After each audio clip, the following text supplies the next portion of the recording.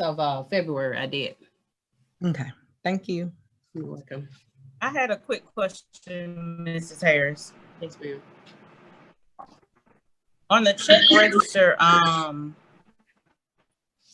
the expenditure for $54,000 to Howard Incorporated, what is that for? What check number is it? 78759.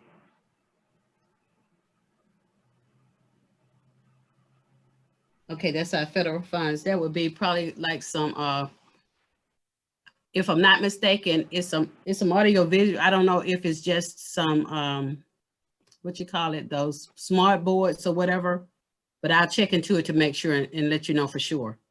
But it's from federal funds, so I will make sure.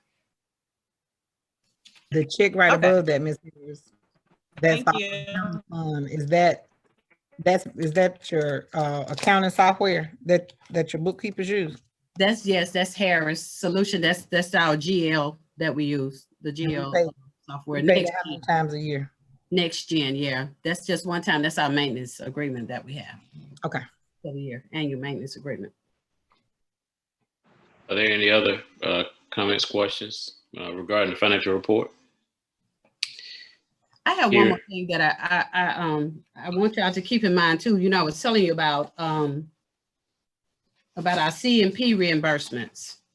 I just want us to keep in mind, you know, with that the C&P reimbursements, it's a big difference than, you know, what we received last fiscal year and what we're receiving now. Because I think we got a check like for $46,000, and usually we get like $100,000 or $200,000. So just want you to keep that in mind too. Okay, thank you. Mm-hmm. Hearing no other questions, if there are any objections to approving the financial report, let it be known by the sound no. Hearing no objections, the financial report is unanimously approved. Next, we'll move into our budget amendment. In the budget amendment 1, the carryovers amounts that I have, that's what we had at the end of September. But that's not what we have.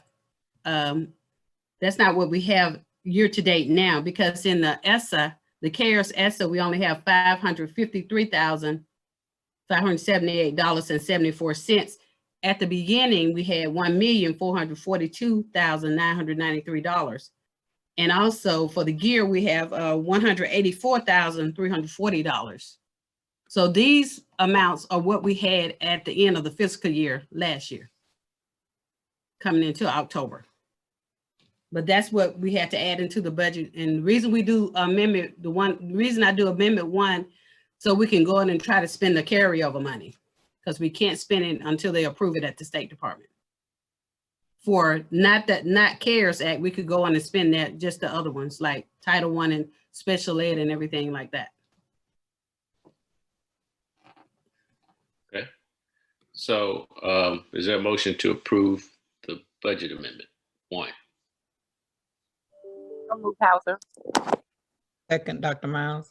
It's been moved by Mrs. Hauser, seconded by Dr. Miles to approve the budget amendment 1. Any questions? Hearing none, if there is any, I'm sorry. I have a question. Yeah, go ahead, Ms. Wood. It's really not about the budget amendment. It's kind of about the last thing that Ms. Harris mentioned about the C&P funds. So I understand you're saying that they have significantly decreased. So what are your projections? Like, no, it's already included. We're having to take, usually we don't have to pass through as much money as we do. I mean, this time we have to pass through more money to C&P than what we usually do. But it's already in our general fund budget, because we're supposed to pass through at least up to $886,000. But so it's already in the budget, but usually we don't pass through that amount. And we have that to just stay in the general fund.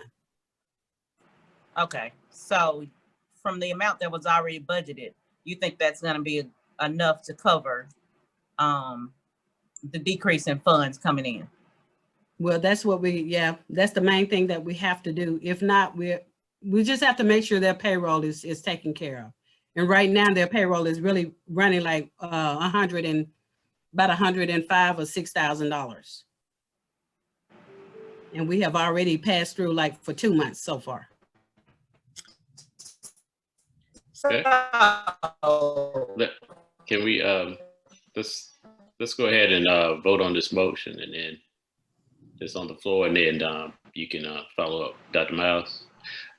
So are there any objections to this budget amendment? If so, let it be known by stating no. Hear no objections. Budget amendment 1 is approved unanimously. Dr. Miles, did you have a comment? I did. I know that our CNP numbers are down. Our the funding is down in CNP because of the number of meals that we're preparing and passing out to our kids. So this might be a Dr. Williams question, and it might not even be talk on the board meeting question, but would it be, I'll talk to Dr. Williams about it later. Okay. And I would be remiss before we move on without publicly acknowledging the hard work and the perfect audit that we just received. I want to thank Ms. Harris and her team and all the bookkeepers and everyone that plays a part in the financial part of our system. It's very important, and especially this year with working virtually, I know it was a hard job, and we really appreciate you and your team and the hard work. It's a great audit. A lot of school systems can't say that, so we're really excited. Great job, Team Selma. Great Thank job. you. Great job. Thank you. Thank you all. Yes, I would like to thank all of my, the people in, like you say, the hard workers that we do have, like in the schools and also in the central office. So, and the principals and everyone that works with us. So we just like to thank everyone. Thank you. Okay, I'm gonna turn it over to Dr. Williams. Oh, I'm sorry, no, the approval amendment. I'm sorry, I missed that. Is there a motion to approve the minutes from the January 12th, 2021 virtual board meeting and the January 26th, 2021 call board meeting?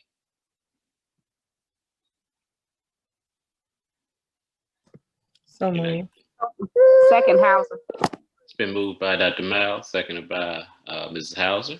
Are there any questions, concerns, additions, On the corrections to the amendments? On the January 12th board meeting, under the members, the voting members, Mrs. O is still listed as our vice president. Isn't that Ms. Wooten? Yeah, that should be Ms. Wooten, so, okay. Are there any other corrections? Okay, hearing none. Mr. Moss. Yes, Ms. Obando, yes. I'd like to thank Ms. Bradley for at least acknowledging that I had technical difficulties. But in actuality, I did not have technical difficulties.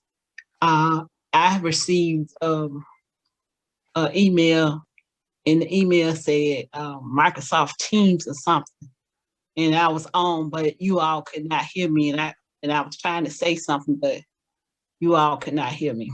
Thank you, Ms. Bradley. Okay, thank you. So are there any other corrections to the minutes?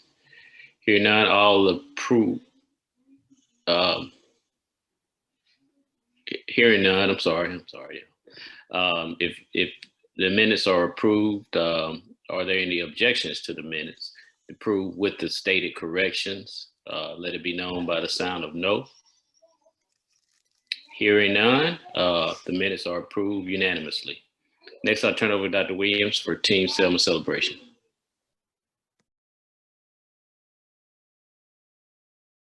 All right, thank you. And we've got lots of celebrations this evening. And I do want to reiterate what you said, Mr. Moss. Our amazing audit definitely fits Team Selma. So congratulations and thank you, Mrs. Harris, for your commitment and dedication and leadership. Also, we did have our Teachers of the Years announced a couple of weeks ago, and we are super excited to have Miss Kendra Murray from Edgewood Elementary School representing us as our Elementary Teacher of the Year, and Miss Monica Russell from R.B. Hudson STEAM Academy representing us as our Secondary Teacher of the Year. And they will go on to represent us at the state level, and I'm just thrilled at their professionalism, their knowledge, their enthusiasm, and I know that they are going to represent Team Selma well, and I'm excited to see the results as they move on to the state competition. So congratulations, Ms. Murray and Ms. Russell. We appreciate you both for your commitment to excellence. Also, we did have a number of schools that received robotics grants. And, one thing that we oftentimes try to do is find different funding sources so that we can ensure that our scholars have all that they need. And so congratulations to these amazing educators, Mr. Bearden at School of Discovery, Ms. Heisch at Clark, Ms. Moreland at Edgewood, Ms. Heisch at Knox, Ms. Woods at Meadowview, and Payne Elementary. Ms. Smith wrote it before she left. Monica Russell at R.B. Hudson, Daryl Davis at Selma High School, and Christy Bettis at Sophia P. Kingston. So congratulations. Collectively, we were able to achieve grants of over $13,000. And so that's going to be awesome for our scholars and to give a lift to the robotics programs that we already have in place. And thanks to Ann Williamson, our STEAM specialist, for her support in working with our STEAM team on these grants. Also, last week we celebrated our amazing guidance counselors, and I think I saw some of them on today. And if you're here, we really want to let you know how much we appreciate you. I'm going to be talking about our student advocacy work in a little bit, and our guidance counselors are so instrumental in making sure that we're supporting our scholars, addressing trauma, mental health, helping them make better decisions. So thank you, Ms. Williams from Clark Elementary, Ms. King from Edgewood, our newest counselor, Ms. Shayla George Williams, who is at Knox and School of Discovery. And she's been with us for 16 years, so we're super excited to add her to our counseling crew. Miss Ward Thomas at Payne, Dr. Young Lowe at STEAM Academy, Dr. Jackson at Selma High, and Miss Burks at Selma High. And then also we have some amazing members of our academic support team who work very closely with our counselors, including Miss Randolph, Dr. Smiley, Miss Evans, our new mental health coordinator, and just the entire academic support team for the work that you all do to help support us in addressing the needs of the whole child. So thank you to our amazing guidance counselors for being all in for our scholars. We appreciate you. Next, we want to celebrate Antoine Hasbury. Now this is, oh my goodness, this is just incredible. He is a U.S. presidential scholar candidate and one of very few in the nation and in our state to get this amazing accolade. I think he's president of the senior class or president of the SGA at Selma High School, an amazing young man, and definitely join me in congratulating him on being named as a U.S. presidential scholar candidate, because I don't know of a time in recent years anyway that Selma High has had someone who was actually given this honor. So we want to celebrate him and continue to encourage him to do great things for Saints Nation and all of Team Selma. We did have a number of our athletes, our scholar athletes, to participate in signing day last week. And they are listed here. We had— Congratulations. Yeah, we cheering? That's all right, we can cheer.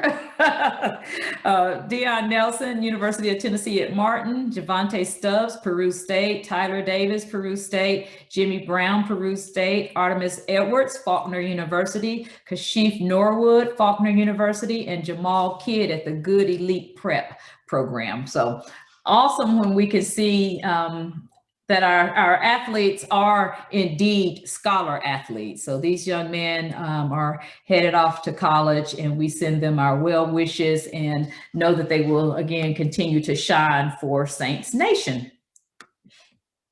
Congratulations to R.B. Hudson STEAM Academy. They have been awarded the Alabama Arts and Education Initiative Grant for $20,000. And the thing I love about this is that oftentimes when we think of STEAM, it's easy to sometimes leave the A out, but I love that our STEAM Academy prioritizes arts and is continuing to prioritize arts even as we move through this pandemic. And I know $20,000 will go a long way in supporting the work that our scholars are doing and the needs that our teachers and staff have at the STEAM Academy. So congratulations. Next, we want to congratulate all of Team Selma. A big shout out for achieving the Alabama Performance Excellence Tier 2 Award. Now, you may recall we received the Pathway to Performance Excellence 2 years ago and the Tier 1 Award last year. So the Tier 2 Award is for organizations that have demonstrated sustained commitment towards performance excellence and those principles. And this is based on the Baldrige framework. And the thing that I really appreciate about this award is that the team did come for a site visit, a virtual site visit, lots of in-depth interviewing, and they gave us some amazing in-depth feedback to go along with that. So we're looking forward to really grappling with that feedback and identifying ways where we can go deeper on some of our practices and ensure that our practices are indeed systemic. And also making sure that we're including all stakeholders and you know, basically that if we say we're doing something, that we've got a systemic approach and a practice in place for that accountability and monitoring piece, as well as for us to determine what success looks like. So it's going to be beneficial as we move to updating our strategic plan. We are midway through our strategic plan now, and so updates are in order, and the feedback from this will be instrumental in those updates. And we are the only K-12 district in the state that has achieved this award. We don't have any information about the award ceremony yet. In the past, they've been in either Tuscaloosa or Birmingham, but I'm not sure if they're going to do something virtual or something else. And then finally, last and certainly not least, we want to congratulate our entire transportation department led by Mr. Peterson, because they have done an amazing job once again of having exceptional safety practices. And we do have a recognition letter as well as a certificate recognizing them for those exceptional safety practices. And you know, I know we've been remote, but our transportation team is still working. We've been transporting our babies with special needs and athletes and so forth as needed. So we appreciate our transportation department for going above and beyond and having that commitment to excellence. And those are our Team Selma celebrations. So thank you to Team Selma. It's also, it's CTE Recognition Month. I don't know why that's not on here. And I noticed we had a lot of our CTE teachers and staff here. I want to give a shout out to Ms. Feria for the program that she hosted yesterday, along with our CTE scholars and many of our teachers. Mayor Perkins did sign a resolution identifying this month for CTE recognition. And, you know, one of the comments that was made is just about the value of our career and technical education programs. And, you know, the fact that it gives our scholars such an opportunity to be prepared for life after high school. So thank you to all of our CTE teachers and staff and to our scholars for the work that you all do, because it definitely is paying off. I think there's barely a month that goes by that we don't have some type of an award or reward from our CTE departments, whether it's DECA or FBLA, our ROTC. You guys are doing amazing things, so please keep it up. And Mr. Moss, that's all I have. Okay. Mr. Moss. Yes. Ms. O'Mara. I would like to piggyback off of what Dr. Williams just said about the CTE program, because once before I talked about the CTE program, and it's like I almost got my head bit off. But the CTE program is a program that opens doors for a lot of students that may be closed, and I really appreciate the work that our instructors are doing, because everyone doesn't want to go to a 4-year college, or some just want to take up a trade. Some just want to leave school and go to work. And thank you for giving our children options that they can use to be able to be successful in life.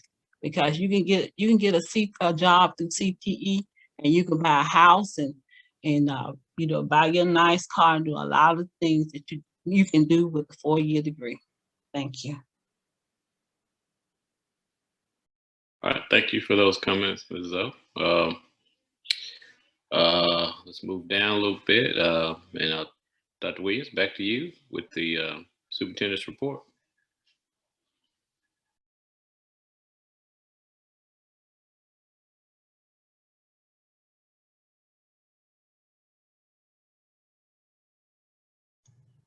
You're muted, Doc. Sorry. Okay, I guess I had that one coming. Sooner or later, I was going to talk while I was muted, I guess. So we are required to have suicide protocols in place. And, of course, we don't ever want to have to use this, because we do want our scholars to know that they have options and someone to talk to and support them. But in the instance that there are some needs, this is our student suicide safety plan and protocols. And I'm not going to read the whole thing, but it is in your materials, and it has some key phone numbers, and it does go step by step on what is to happen in the event that someone has expressed the possibility of hurting themselves. And so Ms. Evans is working with our upper grades, and Dr. Smiley is working with pre-K through 5 in terms of making sure that our teachers and staff understand how this guide is to be used, and that we follow through with it in the event that we do have a scholar who needs that level of support. So just really wanted to share that with you, just so that you are aware that this is something that is a support that we have in place for our scholars in the event that they need anything. Any questions about that? Dr. Williams. Yes. I was heartbroken to hear about the little guy in the elementary school that committed suicide. So I was just wondering, since we have the opportunity to have 2 mental health specialists on board now, have they been given an opportunity to work one-on-one with our children? We don't want to get to the point of somebody being suicidal before they can hold a conversation. What do they do? Have they been able to reach out? Because I know that 7 City does a lot, but we want to be able to reach out to these children that are in crisis.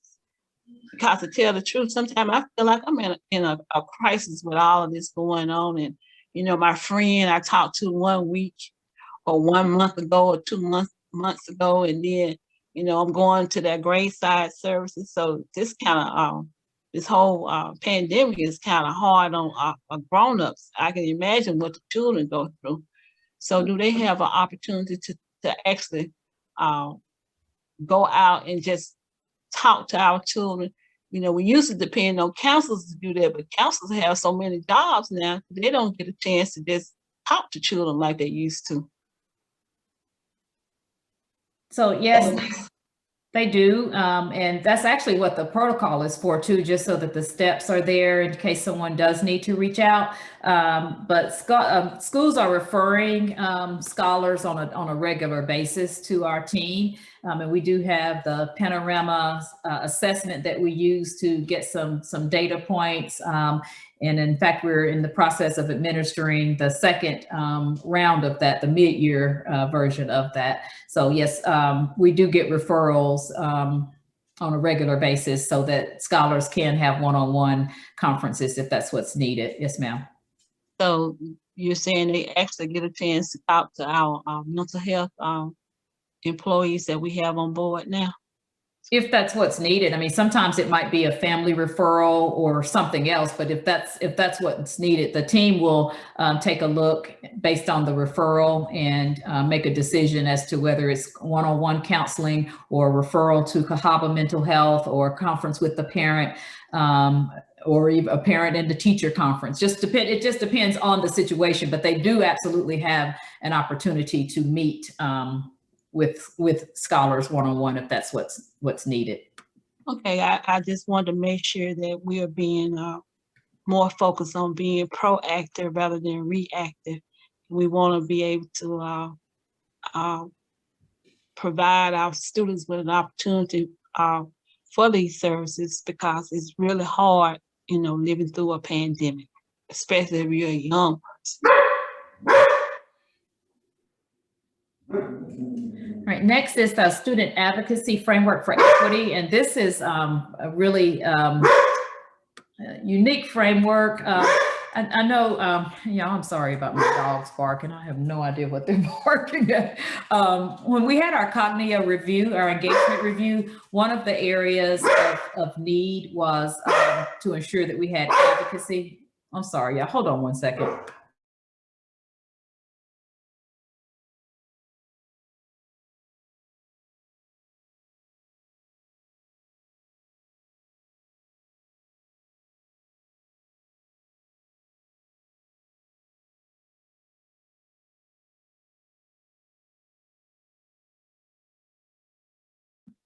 Okay, Cognia did let us know that the student advocacy piece was one area that we needed to shore up, just to ensure that our young people know who they have in their corner in terms of advocacy, whether it's from a mentoring standpoint or from the standpoint of extracurricular activities and clubs to engage them with school.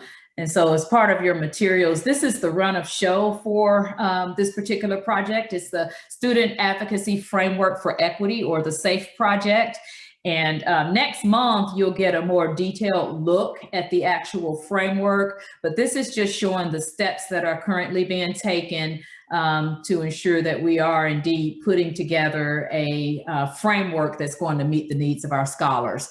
It's divided into 4 areas, and we are going to go ahead and embed academics into this. So it'll be the support system, the advisory program, community partnerships and mentoring, and then strengthening the homeschool alliance along with the academic piece. And you hear a lot right now about recovery and the pandemic slide, and this is going to be a major part of the work that we will do to help support our scholars to get on grade level, get back on grade level, or whatever the case may be as it relates to them where they are academically as well as social and emotionally. And yesterday, Courtney Washington and I met with some of our scholars, and these are the scholars that are a part of my executive student advisory council, and ran it by them and just talked to them about the ideas that the team had, and then got some feedback from them that was very instrumental in terms of how we need to approach matching up with mentors and doing interest inventories and some of the activities that they would like to see as part of this. So exciting work happening with this, and definitely looking forward to it being a major part of how we move forward in supporting our scholars. And again, it's all about educating the whole child. Our team leads are Mr. Ramus, Ms. Evans, Dr. Powell, and Ms. Rowden. And I'm definitely looking forward to supporting them and their teams. And they'll be giving me monthly updates. And like I said, next month, I will give you all a more comprehensive overview of that framework. Any questions about that? All righty. Next, overview of the consent agenda, the CSFO contract. I did recommend we remove it. I was talking to Mr. Moss today, and we were discussing the possibility of using our board attorney rather than AASB, and didn't know if you all wanted to engage in a conversation about that now, or if that's something that we wanted to talk about at another time. Well, I can talk about it now. Attorney Campbell already knows about this evaluation contract, so we don't have to go through the State School Board Association. We already have the material, because she is one, from my understanding, and I think she's we've done this before you all got on the board. We've actually used her form before to evaluate the CSFO. So we don't have to go through them, because we already, have a qualified, capable expert as our attorney to assist us in this matter. Yeah, that's why I spoke with Dr. Williams before the meeting, so that's why we asked her to pull it off, and we're just going to go with Attorney Campbell if possible. Good, and plus it's not going to cost us the $1,500. Mm. Right. That's what. So that was our understanding. So We just need to make sure that we don't forget when it's time for that to roll around. Because I think that's what happened. When we came on, we did a contract, a contract had an evaluation or whatever had just been done prior to us coming on. And then after we came on, it was never mentioned again. So we just need to make sure that stays in the forefront. And I know Ms. Harris is not going to say, hey, y'all, it's time for y'all to evaluate me. So we need to.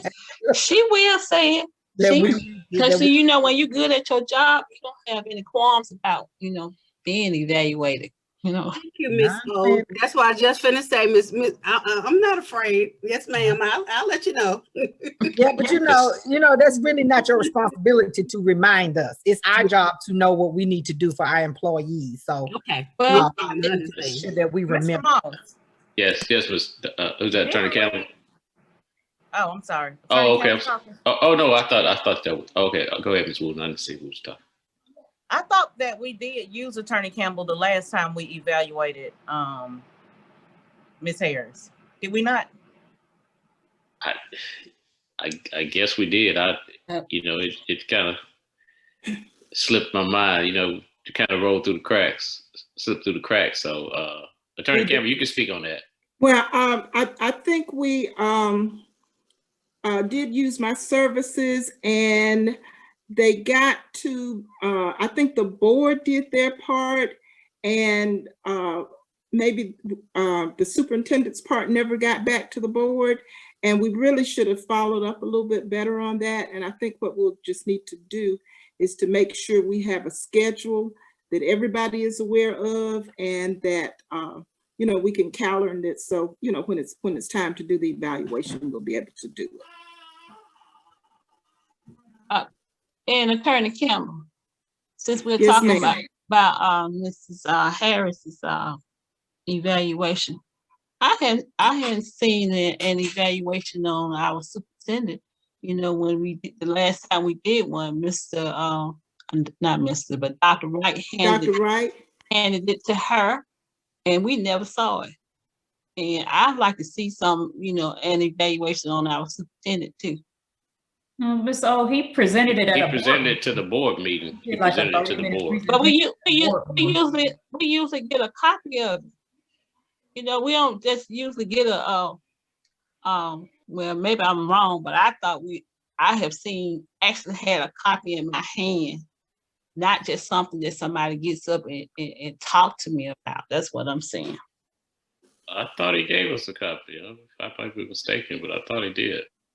But how long do we do one? Because she has received another contract. So, well, anyway, we need to do a better job on both. Those are the two positions that we are responsible for hiring, our superintendent as well as the CSFO, and we need to do a better job on the evaluations for both of them. And Attorney Campbell, I need to know, I get with you to see when the next time we should be doing an evaluation on the superintendent. All right. It's in the contract. Okay, I'm gonna still get with Attorney Campbell. Thank you. Alrighty, and so the other item that's in consent agenda is a contract with Alabama Power, and this is to upgrade lighting, and it's two different documents. One is for SOD and the bus area, and the other one is for Selma High School. And you'll notice that each of them have the monthly cost, and Mr. Peterson has worked the numbers to make sure that that estimated monthly cost is saving us a couple of $100s a month compared to what we're currently paying. So this is a cost saving measure by using LED lights, and which will burn brighter but will cost less at our campuses. And eventually we will have this happening in more of our schools. But for right now, we've got two that are part of the consent agenda. So any questions about either of those? I had a question, Dr. Williams. So Alabama Power, are they charging us to change out the lights, or is that free? So there's no charge for them to actually do the work. I mean, it's embedded in terms of the estimated cost, but the estimated cost is less than what it would be if we kept the same lights that we have now. The monthly cost would be more. And I think Mr. Peterson is on if you've got any more detailed questions that he might be able to answer. So basically the cost that is in here is basically our utility bill. Yes, ma'am. Yes, that's a cost that we're already paying for the light fixtures that we have to light our campuses at night. It's like a lease agreement, but at present, a number of those light fixtures aren't working, or the bulbs are blown. And when I contacted Alabama Power about actually changing the bulbs, they offered this arrangement to us: better lighting with LED. It's going to be cheaper, even though we're still leasing the actual service itself, the pole and the fixture. True enough, it's going to be cheaper for us to do that with the LED so lighting. This is just replacing the current agreement. Exactly. Yeah, and when we'll save at each campus now, because the plan is to do the same thing at every other campus. But so far, the lighting specialist, Mr. Terry Johnson, has only done 2 campuses at present. He'll be working on those other contracts as we complete each job, and we'll have to present those to you all eventually as he updates those contracts as well. Okay, thank you. Yes, ma'am. Mr. Peterson. Yes, ma'am. So nothing new is going on over here. It's just the same lighting fixtures.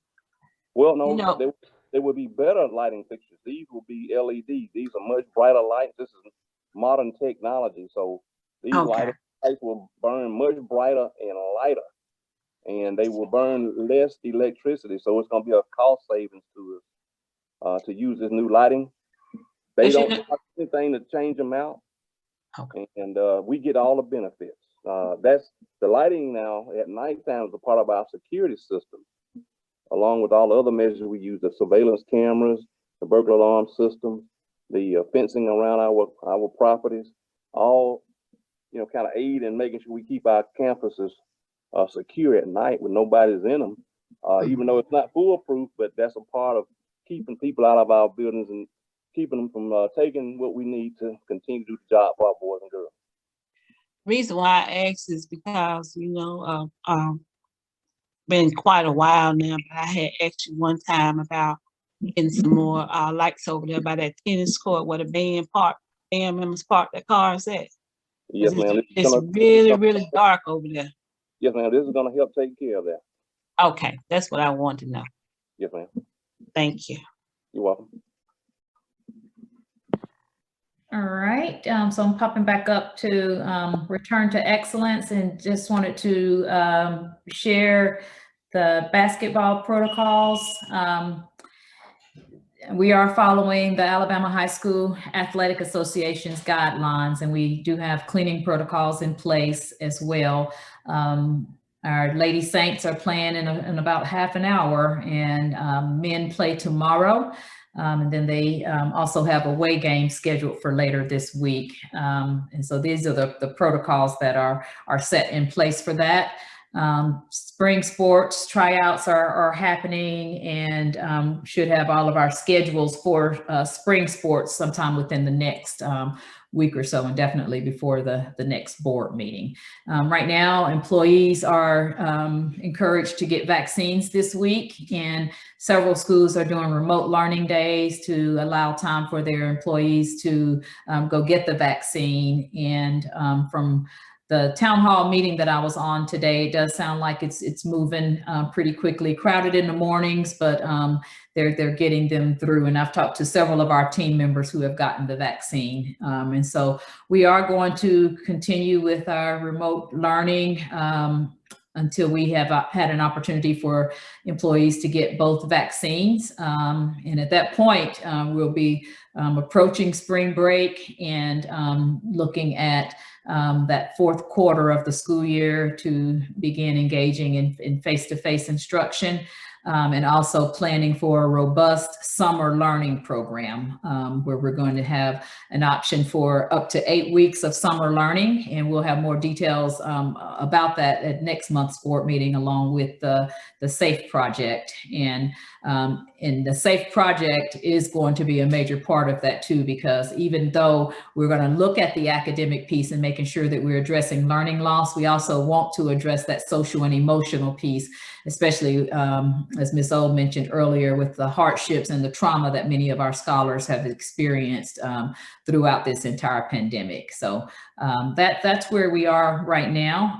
Mr. Peterson has purchased cleaning equipment, and right now we have 6 units, and this is so that we can do our own professional cleaning. And he's going to be our lead trainer, and is working with staff at all of our schools to ensure that we have people trained to be able to use that equipment. Because once we do begin engaging with more face-to-face, we're going to want to make sure that we're able to clean at will and do so as quickly as possible. And the best way for us to do that is to have our own equipment and our own staff trained to use that equipment. So any questions about any of that or other information? Well, I have a question. Yeah. Mm-hmm.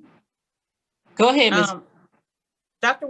Williams. I was about to say Dr. Wooten, but Dr. Williams. I get us mixed up too. Don't worry about it. I was gonna ask about the lunches. Are we gonna continue with the twice a week for pickups at the 3 schools? For right now, it seems to be working well, but I'm open to feedback if there are some problems with it or if we need to do something different.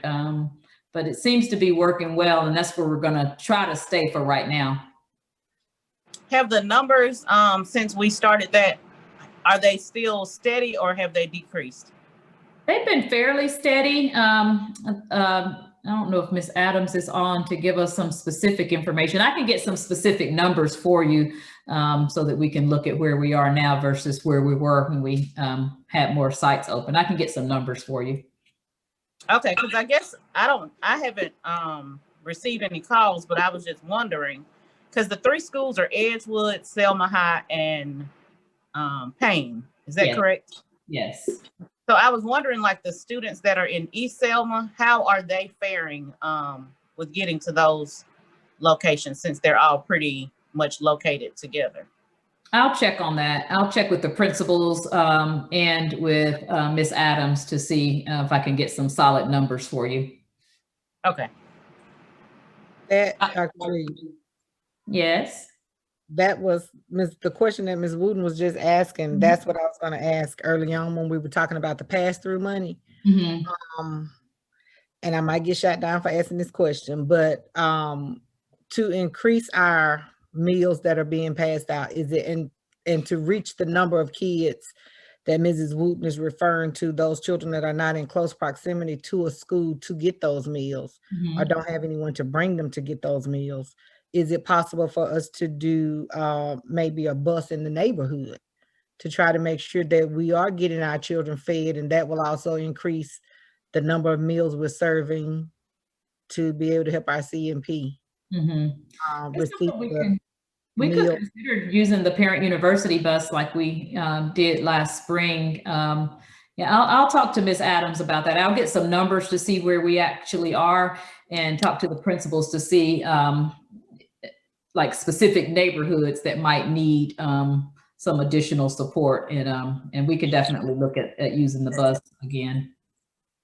I think Ms. Adams is actually trying to speak. Oh, is she? May I, Dr. Williams? Yes, absolutely. When Kingston was open, the numbers were low.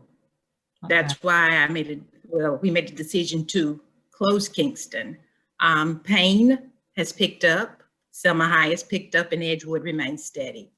But the numbers were low at Kingston when they were open. Okay. Thank you for that. Okay, so you said the numbers like at Edgewood have remained steady, and Selma High and Payne has picked up. Okay. So how many sites did we actually stop serving at? Well, all except those 3 schools. So that would be 1, 2, 3, 4. So 4 additional schools. So have those numbers at the other sites picked up in the amounts that the other 4 schools were receiving?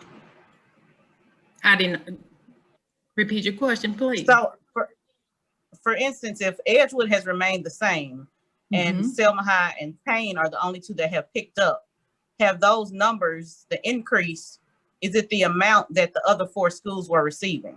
Because if not, then that means those students that were going to that's happened at Payne. Okay. Yes.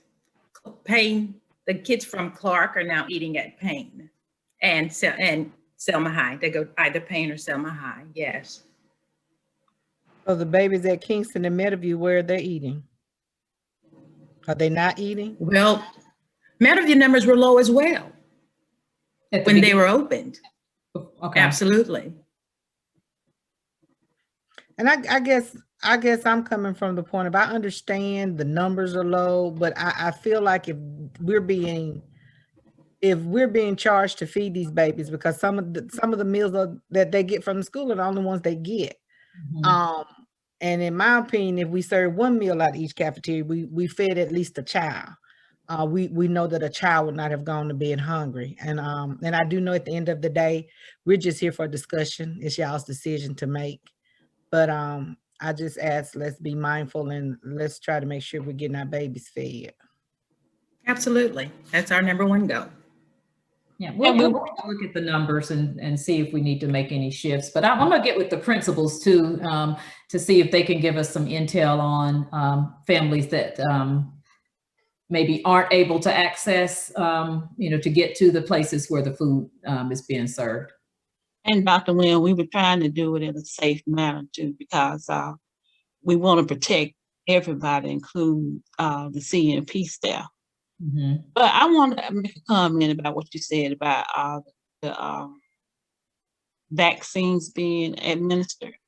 I noticed that you gave out a schedule, and in the evening time, they're not really crowded, and we're projected to have some rainy weather, at some point this week. So is it possible for, our staff to go, during their planning period? I don't know if they have a planning period or lunch period or right after school, rather than sticking to the schedule, because we want to make sure anybody that wants to be tested gets tested, because that's what they were doing. I know I had my test done about 2 weeks ago, and I was kind of a little disappointed when I asked to be tested when Selma City got tested, but I didn't mean any harm about asking that question.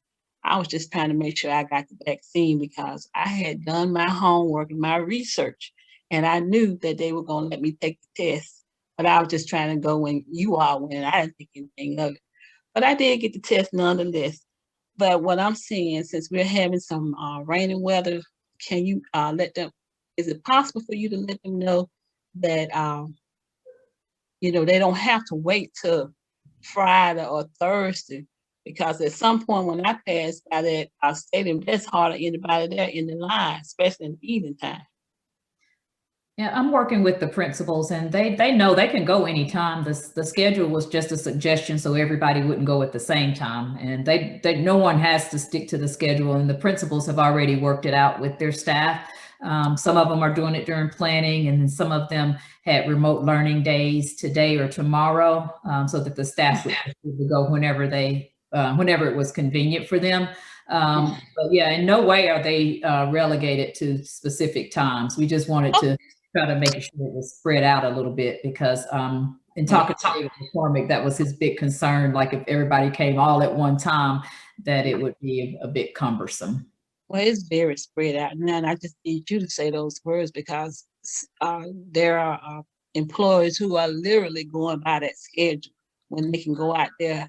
I've said it to them and to the principals that it's just a suggestion. We're not going to go back and forth with that. Anyway, thank you for doing that for us, and making sure everybody who wants the vaccine can get the vaccine. Because it's open up to anybody. They're not just doing just educators and 65 and older. They're basically letting anybody that comes up get the vaccine. Thank you.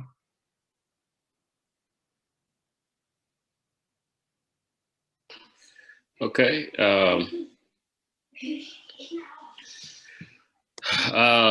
Let's see, where are we? Sorry, we're on the consent agenda. Am I correct? Hello? Yes, Mr. Moss. Okay, I'm sorry. So, Mr. Moss, so we still need the CSFO contract on the consent agenda? No, it was removed from the original agenda. We just discussed it. Okay. So, is there a motion to approve the consent agenda with the exception of the CSFO contract that was removed? So moved. Is there a second? Second, Hauser. It's been moved by Dr. Miles, seconded by Mrs. Hauser to approve the consent agenda. If there are any objections, please let it be known by the word no. Hearing no objections, the consent agenda is approved unanimously. Next, we'll move into personnel recommendations. Is there a motion to approve the personnel recommendations? So moved. Second. Second. It's been moved by Dr. Miles, seconded by Ms. Wooten. Any questions? Yes. Dr. Williams did say that she added special education teacher. Is that what she said? Yes. And so we vote the other resignation that we have, you're gonna try to fill that as soon as possible. It's gonna be really hard to fill. May I suggest that you see if you can get a retired person in that field to come back and finish out the school year? So that's a lot of paper for somebody that's new and never had that experience. Okay. I'm just speaking from experience, you know, Yes. because I did that job for a long time. Okay. Any other comments, questions about personnel recommendations? Okay, Miss Oops said she has a plan. To get it covered. Okay, thank you. If there are any objections, let it be known by the word no. Hearing no objections, the personnel recommendation is approved unanimously. Next, we'll turn it, provide Mrs. Obamanu the floor to What's her concerns for District 2? Ms. Zoe? Okay. Well, this is my concern for District 2. At the last call board meeting, I wasn't on. And by the time, it was some people on with me because, like I said, it was a team, Microsoft or something that the superintendent sent out. And there were 2 principals on there with me, 4 or 5 people, central office staff. It was a lot of people on there. And one of them told me that I need to log off to that and get on Zoom. So my concern is that because nobody waited on me, nobody called, Ms. Wu did send me the link, but I did not represent District 2. Now, if you know me, when you look on, I'm already logged on to these meetings. And I turn it on and I just wait till the meeting starts. So that's not like me. So what I'm saying is that I want to be able to represent District 2 like I'm supposed to. Now I'm not perfect. I have missed the training. I was in Cincinnati because the training only lasts 1 hour, and I was not gonna miss my trip that was planned.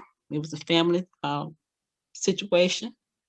And so my concern is, just like today we did the audit report, there was a board member that was not present. We just kept on going.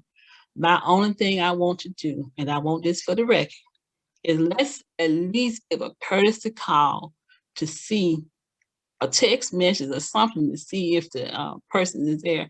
I know the rules say you only need 3 people to vote, but what's the harm in giving a courtesy call to see why that person is not on so they can represent their district? Because each one of us represents 25% of Selma. So when one of us is not on, that 25% of Selma is not represented. Can I get an agreement to do that, Mr. Moss? Yes, you can.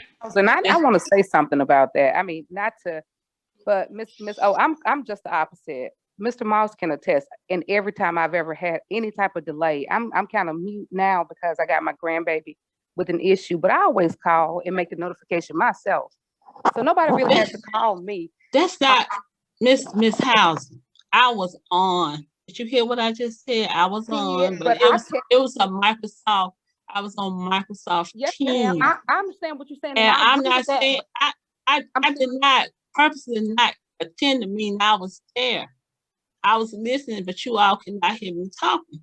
And I was just saying, can I at least get a courtesy call? Because I want to represent my area, Okay, I'm gonna let you finish, Miss O. And I'm not trying to get in on that because I understand what you're saying. But even because I was driving with the exit audit, I text them and asked them, send me the link again because I didn't have time to go back and look. So I asked for that instead of just not being there. So sometimes I did that. This won't send it to me. This won't send it to me. But this is what I'm saying right here. Every time I say something about career tech, no. I was just saying there's always a fuss. Just listen at me. Listen at me. I did that. Mrs. Wu sent it to me, but I'm just saying, it won't even take a minute for somebody to send a quick text to know what's going on. I want to be able to represent my area, and I did that. My other thing is, one of the big things that's the topic for opening up schools is the ventilation. And I want to see if we can, I remember years ago, they used to have a team that went around and they changed out the filters on the air conditioner from time to time. It was a team effort. They went around to every school in the district. And I wanted to make sure that we go back and do that again. Also, I want to know, how are we going to change our ventilation to make sure that we protect everybody, that all the children, all the faculty and staff, because the scientists say that that's a community spread. That's how it's getting into the school. Some people are bringing the viruses into the school. Even though we're getting vaccinated, you still can get the virus. So how are we going to change the ventilation for the school system. And I just want that out there for all the residents of Selborne to know. What's the plan, Dr. Williams or Mr. Pearson can speak to that. I want to know how we're going to change ventilation for these old buildings.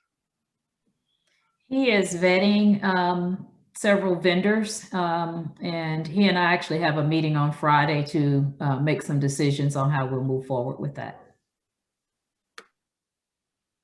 And then can we get a little report at the next board meeting about whatever you talk about, the vetting or whatever you're doing? Yes. And my last thing, that's a big concern, and we've already talked about it, so I won't go into it again. You know, the concern about the mental health of our students, as well as our faculty and staff, but I'm focusing on the children right now because, you know, that's a big thing that's going around all across the country. So, but you've answered that question. I asked the question about our mental health employees, you know, providing assistance to our children if they're open to that. And thank you for that. And that's my concern from District 2. Thank you. Next, we'll move into the contract for Demisha Stout. Is there a motion to approve? So move.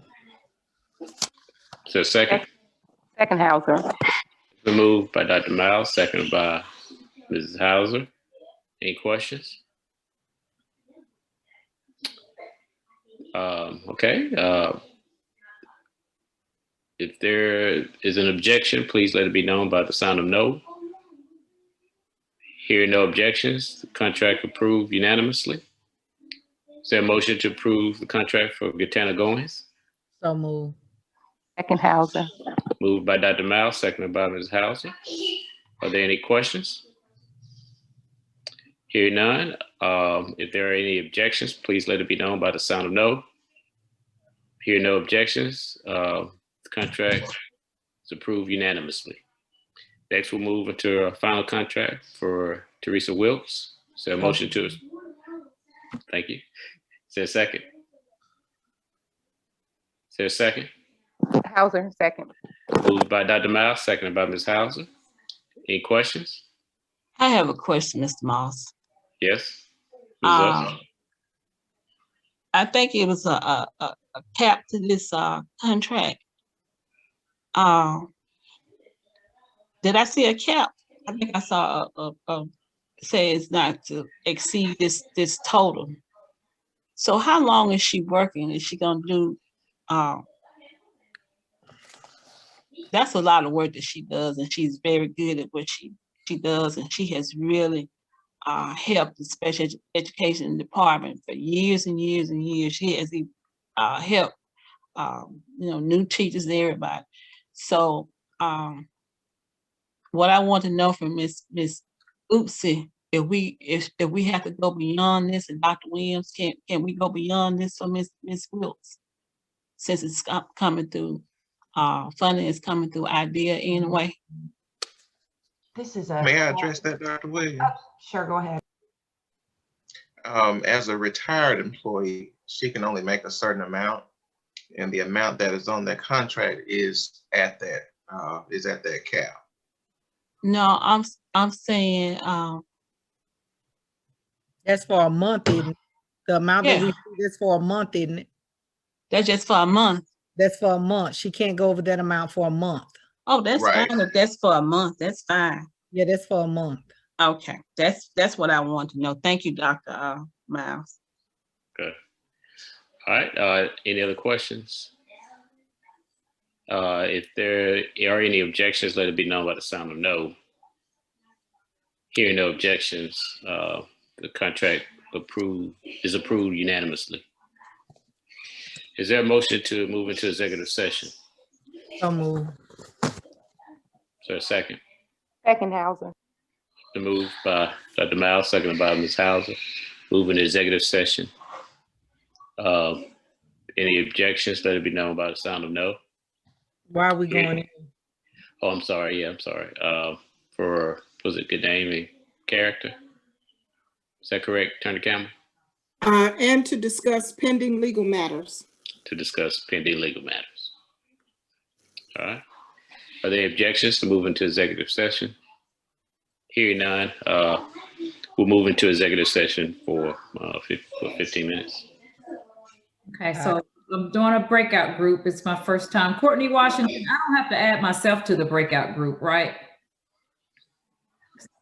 As long as No, you don't. You'll that's all just. right coming back. Yeah. Okay, so we're going to a breakout session and everybody else will be in the meeting and. Make sure you have to cut it off from the Facebook Live, don't you? Stop sharing or something. We're not doing Facebook Live. It never did connect. Okay. All right. Okay.